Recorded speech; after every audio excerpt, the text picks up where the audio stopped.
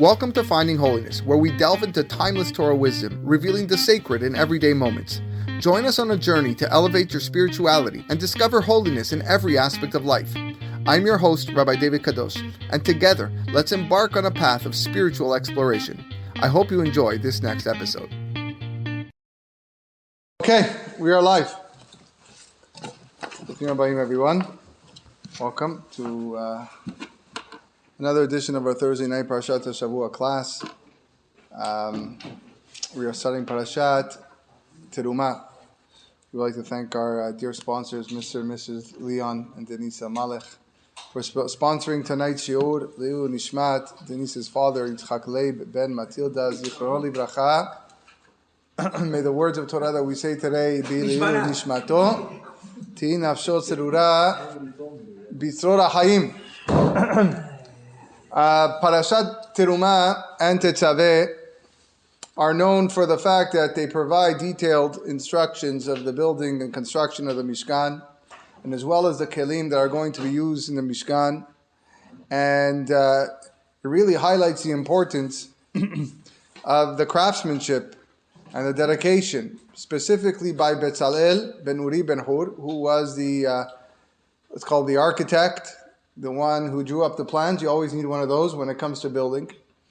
And the Torah tells us, begins the parasha, Vaydaber Adonai el Moshe lemor, Daber b'nei Israel veichu li teruma. Tell Bnei Israel to bring me teruma. Teruma are gifts. Me'et kol ish asher yidebenu libo, tikhu et terumati. From every person whose heart moves him, that's where you shall accept, you shall take my teruma. Bezot teruma. This is the gift. Asher tikhu meitam. Zahav, chesef, unchoshet, and gold, silver, copper, so on and so forth. V'asulim mikdash v'shachanti betocham. You shall make for me a sanctuary, and I shall dwell there. So a lot of questions that are asked in this opening passage of the parasha. Today's shiur, we're going to be learning the words of R Baruch Rosenblum Shlita. And number one is, why is the word teruma repeated so many times? Why is it repeated 3 times? As well, what's the meaning of veichu li teruma? What's Hashem saying? You shall take for me. Should have said veichu elai. Take to me the gifts. To build a Mishkan, elai would have been proper usage of the word. But what's veichu li? There are 3 instances where the word veichu is used, twice before the offering, once after the offering. And the Mefarshim go at length. Pages and pages of commentary on these words, veichu li teruma, that offer answers to these questions. If you look specifically, the first 2 of these gifts, first 2 offerings are attributed to Hashem specifically, and the third one is more general in nature. So the Chidah, B'chaim Yosef David Azulai, he says the following explanation. He says, if you look in the Targum, it will tell you that who were the ones who delivered the fine stones, the Avnei Shoham and the Avnei Miluim. He writes, quoting the Targum, it was none other than the Ananei HaKavod, the clouds of heaven. The heaven delivered these Avnei Shoham, these precious stones, and as well as many of the perfumes and the oils were brought from Gan Eden, he brings down. So there were heavenly gifts. And the Nasi of each tribe, the prince of each tribe, would bring these items from the Mishkan and publicizing that these are gifts from HaKadosh Baruch Hu. So, tikhu et terumati, I want you to take my teruma. HaKadosh Baruch Hu is saying, because I've also offered, I've also brought gifts. I want you to take this that I've sent through the heavens, the fine stones, the perfumes, the oils that you're going to use in Mishkan, you're going to bring to me, you're going to contribute it back to the construction of the Mishkan. Rashi, in this week's parasha, the opening, brings a Yerushalmi, and he notes that there were 3 donations. We're going to expand on this idea. There are 3 donations to the Mishkan. 2 of them were a fixed amount. 2 of them were actual set amounts. A half shekel was given for the Adanim. The Adanim are the pedestals or the bases of the Mishkan. There was another half shekel that was given for the Korbanot. That's the Machasita shekel that we read about in last week's Parashat Shekalim, that we're going to read again officially in 2 weeks in Parashat Kitisa. And then there was a third donation. And the third donation was the core of the Mishkan, was a variable amount. There was no set number. Each person decided how much they wanted to give to the Mishkan, whether it was in the form of money, whether it was in precious metals, gold, silver, or any other material. And that's the meaning, me'et kol ish asher yidevenu libo. From whatever man wants to give, that's regarding the third type of donation. There's a question that is raised by the Saba of Kelm, the Alter of Kelm, Rav Simcha Zissel Ziv Broida. He lived in the 1800s. He was the student of Rabbi Yisrael Salanter. He says, why was the contribution towards the Mishkan, this third donation, why was it an arbitrary amount? Why couldn't it be something set? Why did HaKadosh Baruch Hu not prescribe exactly how much he wanted everybody to donate for the building of the Mishkan like he did for the other two gifts? When we're going through the following parashiyot, we're going to see a discussion of nedivut, nedava LaHashem, the donors to the Mishkan. Nobody was forced. Everybody gave, willingly, generously. No one looked at what the other people gave. Why was it not prescribed according to what was needed to build the Mishkan? Think about nowadays we have these charity campaigns, right? Yeah, you get that link. Please support Jewish day schools. Please support the building of the mikveh. Please support this kollel. There's always a number there, right? There's always we want to reach $500,000. We want to reach $1 million. Now, they're not forcing anybody to give, but at least there's a number. This is what it's going to cost to build this mikveh. This is what it's going to cost to build this school or to reach our budget. This is what we need. So let's put everything on the table. Hashem, Hashem should say, this is what we're going to need to build this Mishkan. Here's a set amount for everybody. Everybody gives, and that's it. Why is it not like that? Why is it an arbitrary amount? Another question that he asks is on the first word of the parasha. The first word is Vaidaber.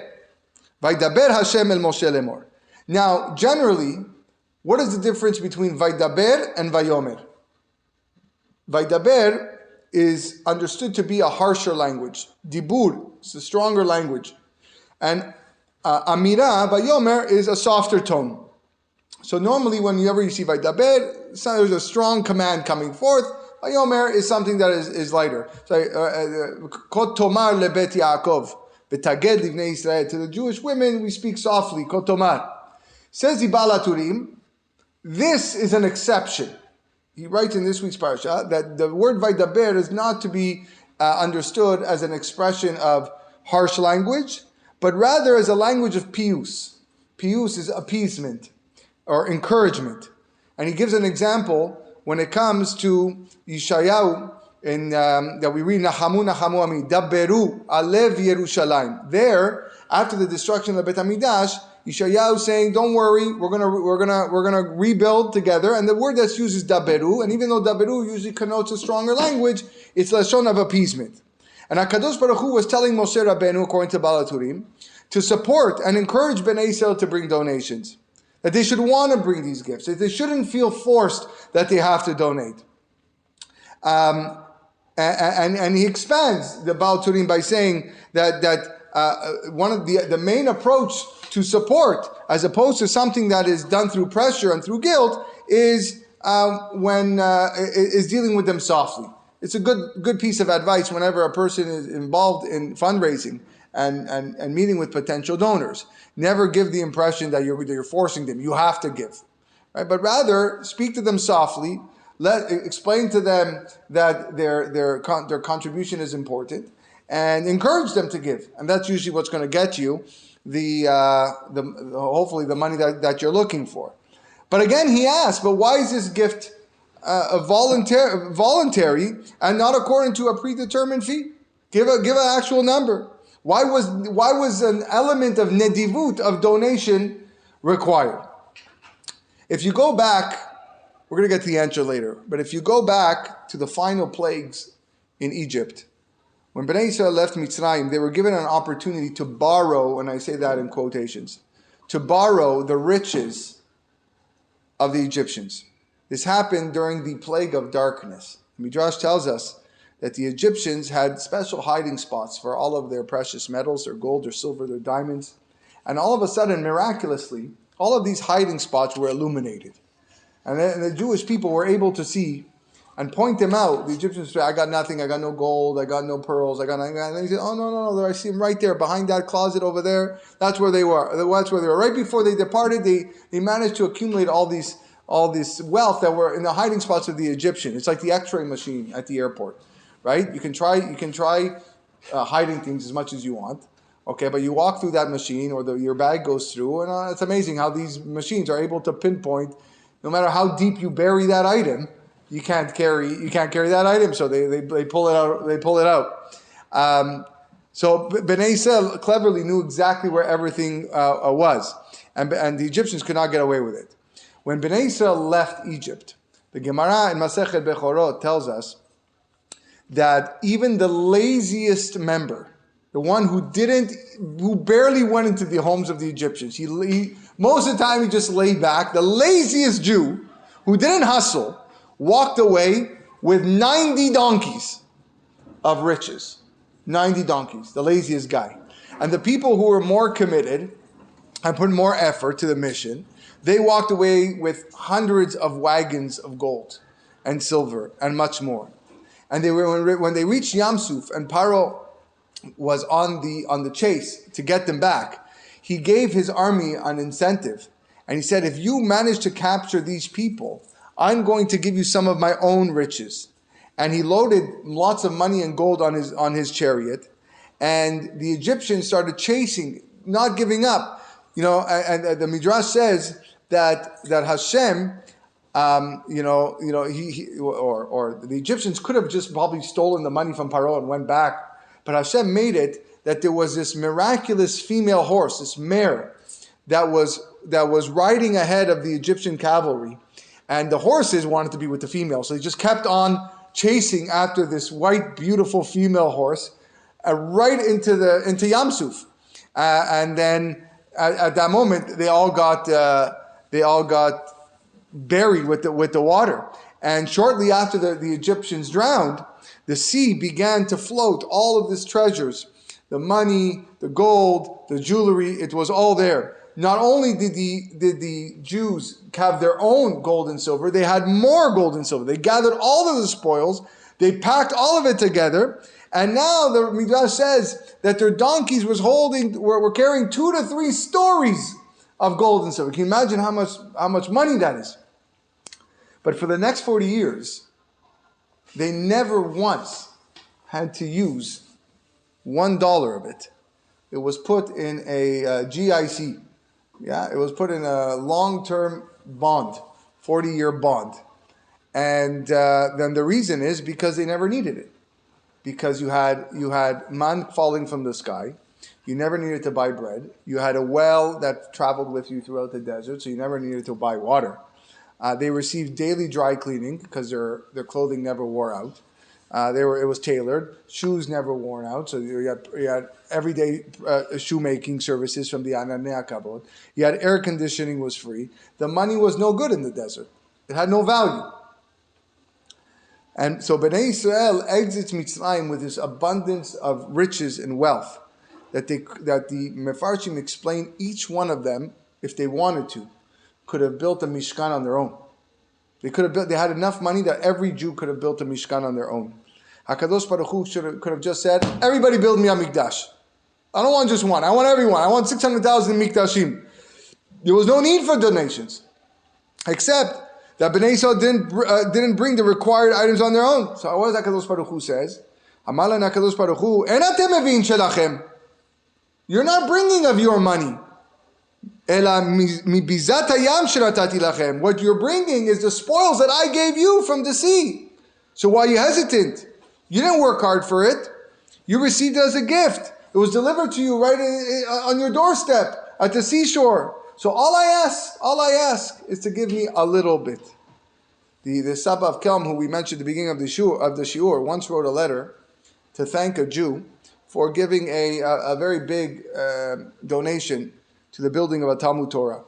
And after praising him, he asked the wealthy man to share Divrei Torah. And he brought up this story of the donations to the Mishkan. And the essence of the message was that when one receives everything from someone, or in this case, the Jews received everything from HaKadosh Baruch Hu, then there's no reason for the supplier, for God, to use language of support and encouragement and pious. Why do I need to convince them to give me something when I want to request for something small in the future? Because the receiver has nothing without the person. The receiver, without Hashem, what do the Jewish people have? So why was there a need? And he's building his question. Why is there a need for God, like we said, Vaidaber o lashon pius, that God was trying to convince them to give? But why do you even need convincing? Why do you need to have a soft and gentle request for them to give you money? The Zohar tells us, what does it mean, ish? Me'et kol ish asher yidevenu libo. The Zohar says that the term ish signifies someone who is of importance, is chashivut. And not only that, ish is someone who overcomes his evil inclination, is yetzer hara. So the donations, me'et kol ish asher yidevenu libo, the donations will come from someone who overcame his evil inclination. I don't get it. What exactly did the Jewish people need to overcome? That they received a gift and now they're being asked to use a small portion of the gift that they got? They have no other expenses in the world? That's a yetzer hara? What is going on over here? So how do we make sense of this Zohar? Imagine you have a person, happens, in financial distress. He's suffering financially. He's got very, very little money. And he goes and he approaches a businessman for help. And he says, listen, I know you're in better financial shape than I am. I need 100,000 shekel. I need to pay mortgages. I need to pay school bills, tuition, taxes. I need 100,000 shekel. Can you please help me? I need to get out of this. So the guy says, come in, sit down. I'm going to give you money. And he writes him a check, 360,000 shekel. He goes, thank you so much, but I only need 100,000 shekel. Why are you giving me 360,000 shekel? So he says, I know, but I'm giving you 260,000 to spare, just in case. You need it for the future, take it. So now 6 months later, the wealthy man, the generous friend, returns, and he goes up to the guy and he says, listen, I'm about to build a shul, I'm about to build a bet midrash in a neighborhood, something that you're going to be using all the time. It's a new minyan, it's very exciting. And if you don't mind donating something towards a building campaign. So the guy says, I should donate money. It's all your money. Everything that you gave to me is yours. I don't have anything of my own. Of course I'm going to give. So the guy says, I'm not going to tell you how much. I'm not going to tell you how much to give. All I ask is that you give something. So again says the Sabakim, what's the nimshal? Why does HaKadosh Baruch Hu again have to plead to the Jewish people to give something here? Everything they had was given to them on Yam Suf. On top of it was given to them in Egypt. 2 to 3 stories worth of money. Do they really need to be strong and be like an ish here? And they need to overcome their evil inclination, their yetzer hara? So Rav Rosenblum says, indeed they do. And he says that there is a disease in our day and age. It's not just in our day and age. It's a disease even since the start of time. You call it Chemdat HaMamon. Chemdat HaMamon is the passion for money. Or more accurately, greed. That's the official term. The Gemara tells us in Masechet Psachim that King Menashe, who was a very evil king, he was a king of the Jewish people, he was very evil. He would interpret the psukim in the Torah incorrectly and claim that Moshe Rabbeinu added words unnecessarily to the text of the Torah. And one such pasuk was found in Parashat Vayetze. Vayelech Reuven bimeh ketzir chitim. Once at the time of the wheat harvest, Reuven went, vayimsa dudaim basadeh, and he found these flowers in the field. Everyone remember what I'm talking about? He found the flowers, yes. Right? Vayaveh otam el Leah imo, and he brought them to Leah. Eventually, Leah, sold those flowers, gave them to her sister so that she could be with, so that Leah could be with Yaakov that night, and eventually that's how she had Yisachar. So the Gemara says that King Menashe says there's extra words in this pasuk. He says the words bimeh ketzir chitim, in the days of the harvest, which is the end of the summer, because that's extra. Moshe Rabbeinu didn't need to write that. Think about it, he's got a good point. Why do I care if Reuven went at the end of the summer to grab these flowers? Do you care? I don't care if it was in April. I don't care if it was in November. Why do I care? He grabbed flowers. He brought it to Leah's mom. The Gemara says, you're wrong. There's a reason. There's a reason why the Torah specifically, Moshe wrote, Bimeh Ketz Yachitim. That the timing teaches us how careful Reuven was with the prohibition of theft. Because even as a small boy, he entered the field at the end of the season. Once everything was picked, he would only take from what was left behind, what was considered hefker, ownerless, abandoned. That's what he took to bring to his mother. And that's the lesson. And Reuven was extremely commended for this trait.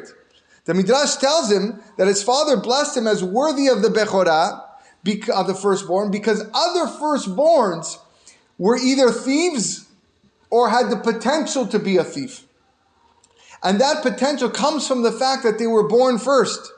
Because the firstborn, for all of us, that either are a firstborn or our parents to firstborns, firstborns feel a sense of entitlement. They're the first. Everything, at first, I got everything. And now all of a sudden someone else comes to me? No, I deserve it. I'm the first. I made my parents parents. So there's a sense of entitlement. And it's ingrained in them from birth. And after growing up, though, that focus subsides, but the sense of entitlement doesn't. I still want it. And can easily lead them to taking things that are undeserving to them. Maybe that's the reason why the firstborns get double, because they know they're going to have that drive, and to appease them, I'm just saying this on my own. I don't know if anyone talks about this, but it could be a reason. Could be a reason. So firstborns are so accustomed to getting what they want, they may eventually take it regardless of who belongs to. So Chachamim actually learn a tremendous lesson from Mishle. The pasuk says, Shlomo HaMelech famous in Mishle says, Chanoch lanar al pi darko, gam ki askin lo yasu mimena. Teach a child in the way that he should go, and when he's old, he will not depart from it. Teach your children well, so that when they get older, they will still abide from your teaching. 300 years after Reuven picked those flowers in the field, Bnei Israel reached the Jordan, and they were ready to enter Israel. And what did the tribe of Reuven request when they reached the Jordan River? They requested green land for their sheep. Reuven was a wealthy tribe, so was God, and they had a lot of sheep, a lot of cattle, and they requested a lot of land. So they requested that they inherit the land on the east side of the Jordan, Ever Layadim. Why did they need that land? And the answer is because it was so difficult to raise sheep and cattle in Eretz Israel, because it can easily roam to adjacent lots, and the sheep are going to start eating from the grass of other people's property. And they didn't want that. They didn't want their sheep to steal. So therefore, being that they didn't want to be embroiled in gezel and theft, Reuven, he requested, I want to stay on this side where the fields are large, are vast, and my sheep will have room to roam. Reuven was taught to stay clear of theft from a young age, and it stuck with him with his descendants. The Midrash tells us that once a woman went to Rabbi Shimon ben Chalafta and asked him, how long did it take God to create the world? And he said, it took him 6 days. He created the world in 6 days. Okay, what does God do since that point? After 6 days. It's now 5, 7. What does God do now? Okay, create the world 6 days. Rabbi Shimon ben Chalafta says, you know what he's doing? He sits and he creates ladders. He raises one and he lowers another. And he gives from one and he takes from another. In other words, God, like I mentioned earlier today, God is moving things around. Takes money here, moves over there, just making everything work. That's what God does. HaKadosh Baruch Hu wanted to give land to Reuven and Gad on the east side of the Jordan. So he took the land from the Midianim and he gave them. So we see that Reuven is being rewarded for his actions. The fact that he went 300 years before that, he made sure to take only during the end of the harvest season, he's being rewarded for that. Problem. The problem is, that same Midrash, a few lines later, says that Reuven and Gad asked for land on the east bank, and because of that, they were the first to be exiled out of Israel. The first people to be kicked out after the destruction and the exile, the Romans, the Romans, Babylonians, Reuven and Gad. First one, if their intent was to avoid Gezil, and they were praised and rewarded because they avoided theft, so why they punished? What happened to the good things that they did? Look at them, what's tzaddikim? They don't want to go to Israel because they don't want to steal. Now you're being punished. So the Midrash HaGadol says that this shows us a sensitivity when making a fence around the Torah. The tribes of Reuven and Gad had a problem with their decision making. Rather than asking for an inheritance in Israel, rather than asking for an inheritance outside of Israel, on the east side of the Jordan, they should have went to Moshe and posed the following question. Moshe, we have a lot of sheep. We are afraid that they are going to graze in fields that don't belong to us. Should we sell the sheep and enter Israel? Or should we just take a chance and go in? Meaning, why give up and sacrifice the land of Israel? But their priorities were incorrect. That's not what they did. They lost out on dwelling in the land, being connected with the rest of the Jewish people. They preferred their sheep over their inheritance and their children, and it's evident in the request that they told Moshe. We're going to stay here. We're going to build enclosures for our sheep and cities for our children. So you're mentioning the sheep before the children. Who's more important? So that character flaw was related to what? It was related to their possessions. It was related to their money and to their wealth. They were tzaddikim that were concerned about theft, but money was the Achilles heel. So why did Reuven go out to the field during the harvest season? Another question, Chachamim, why? Yaakov wasn't wealthy. Yaakov was very, very well. All the Avot were very, very rich. He was able to provide food for the family. So was he asked to go to the end to collect scraps because they didn't have money? That's what usually the poor people did. They wait till the end and they grabbed what was left over. Of course not. The fact that he went looking was an early sign of a natural inclination of chemdat mamon, to chase after money. I want to tell you a story that's not true, but the case is a true case that is discussed in the Gemara. There was a non-Jew in Europe, in Germany, and he wished to convert. And he went up to the local Beit Din and in Berlin, and I want to convert. There's a process. Why do you want to convert? How? This is not easy to be a Jew. It's dangerous to be a Jew. Look at the anti-Semitism. Are you sure you want to do this? And they start convincing him not to become a Jew. They delayed, they deterred, but he was persistent. I want to learn. And he started learning the laws of brachot, and the laws of Shabbat, and the law of mitzvot. He absorbed it all. And then again, he comes to them, he says, I'm ready. Go, listen, are you sure you want to do this? A lot of people, they're not going to accept you. There's a lot of communities that don't accept you. It's hard for you to get married, because they're going to say, he's a ger, so are you sure you really want to do this? And no, I want. So he insisted. He converted. He went to the mikveh. He got his Hebrew name. And he went to deeper learning. And he started now learning Gemara, Mishnah Berurah. He built a beautiful family. He got married. He had children. Wonderful. One day, he gets a phone call. A call from another city in Germany that his father had died. His biological father had died. And he traveled to the funeral where they read out the will. And 1 million euros was left for each one of his children. Now, what's the problem?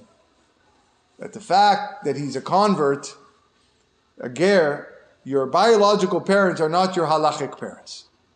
So does he still have a right to the 1 million euro or not? So he called up his rabbi in Israel, told him what took place. He says, listen, I know that as a convert, it's like I'm newly born.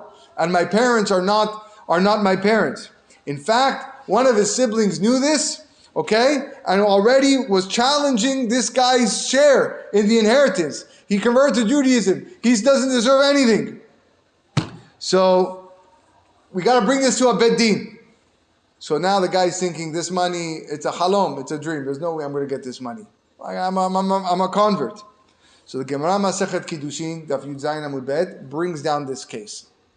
And the Gemara tells us that even though according to Din Torah, the convert is like a newborn and does not inherit, he is nonetheless allowed to receive the money that was left to him. Why, says the Gemara? Look what the Gemara answers. Crazy answer. What's the rationale? Why are we giving him the money if that father is not really his father according to halacha? It's his biological father, always will be, but according to halacha, he's not his father. So why does he get the million euros? And says the Gemara, because if he doesn't receive that money, he is liable to abandon the Torah and go back to his previous life. That's what money does. That's the power of money. A person who's willing to leave everything and face every challenge for the sake of Torah and mitzvot, if there's money placed in front of him on the table, all bets are off. Yeah, I'm done. See you later. Goodbye. I give it all up. I have my €1,000,000 waiting for me in my bank account. So therefore, say, give him the money. We want to keep him as a Jew. Give him the money. And that's chemdat mamon. It's an insurmountable test, even for the tzaddikim. So says the Saba of Kelm, it's one thing when one person works hard for their money and considers that sum earned to be a direct product of their labor, right? You earn $15,000 or shekel a month, or $5,000 a month. Someone comes to you and says, "I need $2,000." So you say, "Listen, you're asking me for 2/5 of what I work in a month. That's a lot of money. I don't know if I can give you that." And it's difficult. But back to our situation. How much did Bnei Yisrael work for their money? 0. Efes. The money came from God. More than that, they got double and triple amounts were loaded onto their donkeys. And yet HaKadosh Baruch Hu has to plead. He has to plead with them for a donation. It requires a language of piyus, of appeasement. Why is that? They didn't earn this money. So says the Saba of Kelm, this is a result. The reason is because of the shigaon shel kesef. It's a chemdat mamon. It's a madness of money. As soon as a person has money, or the money reaches a person's hand, whether it was earned or not, it's impossible to part with. So giving teruma, giving a donation, it's like I'm donating an organ. Oh, wait, I got to think about this for a moment. I got to really think. Do I want to get part with this money? You didn't even earn it. You got it. It was given to you as a gift. Why are you even thinking about this? If you want to take someone's organ, you got to put him to sleep, right? Because no one's going to willingly have to do it. You have to soothe them. You convince them, it's okay. You could still survive with one kidney. Don't worry, But Bnei Israel were poor slaves in Mitzrayim. They came with nothing. So HaKadosh Baruch Hu really needs to beg. And not only that, he writes the future reward that we receive in Shamayim, he says, comes as a result of abstaining from this desire of money. Because Hanesham alach ve'aguf shelach. The soul belongs to you, and so does the body belong to you. Our body, our mouth, our ears, all belongs to Hashem. We're using His body that He gave us, that He put the neshama in our body, to do work, receive reward, and not to keep it holy, not to do averot, not to do any forbidden acts. And we are abstaining from this, and that's how we're getting reward. HaKadosh Baruch Hu says, look at this sickness called chemdat mamon. We receive reward in heaven from abstaining from it. And hence, that's why he needed to appease. That's why he needed to come and say, just give me something. Just give me something. So now, if you look closer, HaKadosh Baruch Hu wanted that the sockets, the pedestals, which the Mishkan stood, pedestals were on the ground where the beams were sitting, that needed to be a product of exactly half shekel. Everybody gave half shekel, and that money went to the pedestals. The Mishkan, however, we said, was the third type of donation, which was arbitrary. Me'et kol ish asher yidevenu libo. From whatever man wants to give, he gives. Every person, whatever his heart desires. The Gemara tells us, so why is this the case? The Gemara tells us that there are two types of mitzvot. There is a mitzvah that you do because you were commanded, and then there's the mitzvah that you do that you weren't commanded. Okay? So now, what's better? What's greater? The Gemara asks, what's greater? To do something for God when I'm not commanded to do it, or to do it when I am commanded to do it? So the Gemara famously says, opposite what most people think, Gadol ha-metzuveh ve'oseh yoter mi she'eno metzuveh ve'oseh. Greater is the one who is commanded to do a mitzvah and performs it, than the one who is not commanded and performs it. So again, our intellect would dictate the opposite. It's better that I'm doing it out of my own free will. Look, I'm serving God. You didn't even ask me. Right? Look, Mom, I cleaned the whole kitchen. You didn't even ask me to do it. Versus the one who had to be yelled at to clean the kitchen. So why are we saying that it's the one that was commanded is greater, bigger reward? So Tosfot gives one of probably the most famous answer. And he says that the one who's commanded is constantly worried about overcoming the Yetzer Hara and fulfilling a mitzvah. Because when you're commanded to do it, now you have a Yetzer Hara.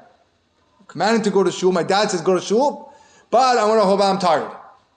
So you have a Yetzer Hara there, so now you got to overcome the Yetzer Hara.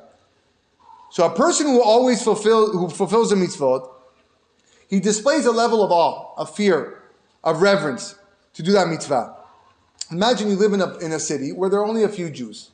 And there's only one minyan in the morning, 6:30 in the morning, let's say. 6:30, that's the only minyan you haven't seen. Now, if you wake up at 5, can you go back to sleep? I can't go back to sleep. Because I fear that if I go back to sleep, I'm going to miss minyan. There's no 7, there's no 8 o'clock. If I miss it, I miss it.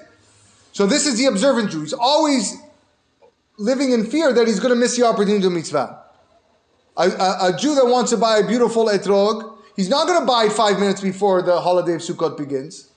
Already from the month of Elul, he's calling up the guy. Hey, listen, Rav Cohen, like I need this etrog. You're going to save me a good etrog. He's setting up in motion. A week before Rosh Hashanah, he goes to the warehouse. He has it set up. If he doesn't have his etrog, forget about Rosh Hashanah. His whole mind's going to be off. On the flip side, you have people that even though they're commanded to act, they never feel pressure to do so. They're going to buy their lulav and etrog at 5:15 p.m. and the holiday starts at 6. Okay, they go to the market after everyone's got home and they get themselves a good deal. So what does the concept of eno metzuveh ve'oseh, not commanded to do so yet he does, what does that refer to? To one who does mitzvot out of love. Love for God. Because even though they're not specifically commanded to do it, but I'm going out and doing it. Someone who loves HaKadosh Baruch Hu so much that on Friday, even though mincha starts at 5:45, I'm going to be at shul at 5 o'clock. Look, God, I'm going to take out a book and he's going to read patiently until the minyan comes. And when Shabbat ends at 7, I'm not out of there at 7:01.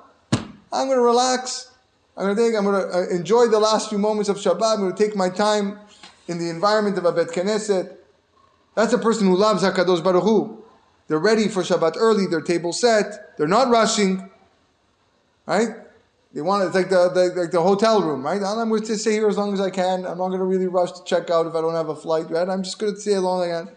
So there is a positive aspect in performing mitzvot that are not specifically commanded because it demonstrates a person's love and devotion for Hashem. But on the other hand, there's also a positive aspect to performing mitzvot that we were commanded to do because that shows awe. That shows reverence for Hashem. And both types of actions reflect a person's love and devotion to Hashem in different ways. Now, look at the Chidush the Sabbav Mikelm says. The entire existence of mitzvot that the angels do, the commandments that the angels fulfill, does not stem from any sort of ahava, of a love for their Creator. It's all awe, it's all reverence, fear. We say every day in Shachrit that the angels onim be'ema ve'omrim be'yirah. They cover their face in fear and they say with reverence. Everything with the angels is this is my mission. I'm on a mission and I got to listen to God because this is what He's telling me to do. And the Ramchal actually expands on this a lot in Mesilat Yesharim, where we see that he talks about the angels that tremble and quake constantly due to the exaltedness of Hashem and they're sweating, whatever that means. Okay, because they really, really fear HaKadosh Baruch Hu, because everything they do is in awe and reverence. But we, human beings, who come from Afar min Adama, we come from the dust of the earth, and we return to dust, we were given a unique opportunity to serve HaKadosh Baruch Hu in a combination of two ways. Idut Hashem besimcha, be'ahava, and Idut Hashem be'yirah. We can serve God with love, and we can also serve God with fear. So the idea of the Gemara, when the Gemara says, Gadol ha-metzuveh ve'oseh yoter mishe'eno metzuveh ve'oseh, that greater is a person who performs something when he's commanded to versus the person who is not commanded to do it, That is from the perspective of yir'ah, of fear. When I'm looking at it in the realm of fear, then yes, it's greater to perform the action only once I was told to do, because I'm living through fear. But from the perspective of ahava, of God, of loving God, greater is a person who was not commanded to do it and did it anyway. So let's put it all together now. If HaKadosh Baruch Hu was to instruct everyone to donate money to the Mishkan, if the third donation was the same as the first two, I want everybody to give $2,000 to the Mishkan. Everybody the same amount. Just like everybody gave half a shekel, everyone's got to give 2,000. If that was the case, then what was going to happen? The entire Mishkan would be built solely out of yir'ah. It will be solely out of fear. But HaKadosh Baruch Hu wanted the Mishkan to be built not just out of yir'ah, but also out of ahava. So what did he do? First, he commanded Bnei Israel to give half a shekel twice, and that for the foundation, because the foundation of Avodat Hashem is based on fear. In the end of the day, Gadol HaMetzuveh Be'oseh. I serve God because He commands me to do it. I have my 613 mitzvot. That's what makes Judaism Judaism, is our Torah and mitzvot. So the foundation has to be something that is actually commanded. Half a shekel, everybody's got to give. And what comes next? Then, when it comes to the whole Mishkan, everybody can give what they want. Everyone can give generously. Nobody was forced. Nobody felt any fear in their decision to donate. Says Saba Mikam, this is the meaning of the pasuk that we say in Shir HaShirim. Apirion asalo hamelech Shlomo me'atzei Lebanon. The king Shlomo made himself a canopy from the timbers of the Lebanon. Amudav asa chesef, refidato zahav, merkavo argaman. The pillars were made out of silver, the covering was gold, and the curtain of purple wool. Tocho ratzuf ahava mi benot Yerushalayim. But the interior, the center, the core of the Mishkan, the core of the Mikdash, tocho ratzuf ahava. That was bedecked with ahava. It was bedecked with love. You know why? Because it was given from people's heart. It wasn't something that was commanded $2,000 per person. Whatever you want to give. If $100 is going to do it for you, then it's going to do it for you. If $1 million is going to do it for you, then $1 million is what's going to make you happy. It's going to make you come closer to Hashem. The center of the Mishkan, the Tocho Shel Mishkan, needed to be built from love and with love. Bilvavi Mishkan Evnem. Each member of Klal Yisrael has a Mishkan in his heart. We have a Mishkan inside of us, a home for HaKadosh Baruch Hu. And that Mishkan is built from two parts. Its foundation is built from fear, and that's what we use to go on and perform mitzvot. But the core is built solely from love. And when we observe our mitzvot with the combination of both ahava and yir'ah, love and fear, HaKadosh Baruch Hu will bless us. Bezat Hashem will be zocheh to merit to see the building of the third Beit HaMikdash. B'mena b'yameinu. Amen. Thank you, everybody. Have a wonderful night.